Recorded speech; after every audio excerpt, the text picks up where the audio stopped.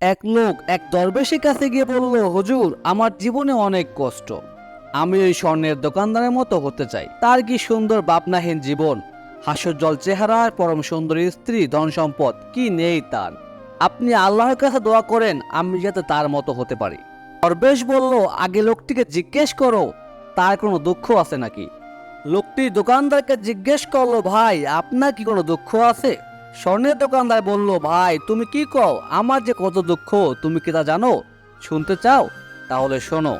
একবার আমার স্ত্রী প্রচণ্ড অসুস্থ হয়েছিল। স্ত্রী আমাকে বলল, আমি মরে যাওয়ার পর তুমি আরেকটা মেয়েকে বিয়ে করে নিও। আমি তাকে বললাম, না, আমি তোমাকে ছাড়া আর কাউকে বিয়ে করতে পারবো না। স্ত্রী বলল, এটা তোমার মুখের কথা, কয়দিন পর সব ঠিক হয়ে যাবে। আমি তাকে বিশ্বাস করানোর জন্য তার চোখের সামনে আমার পুরুষাঙ্গ কেটে ফেললাম। কিছুদিন পর আমার স্ত্রী সুস্থ হয়ে গেল।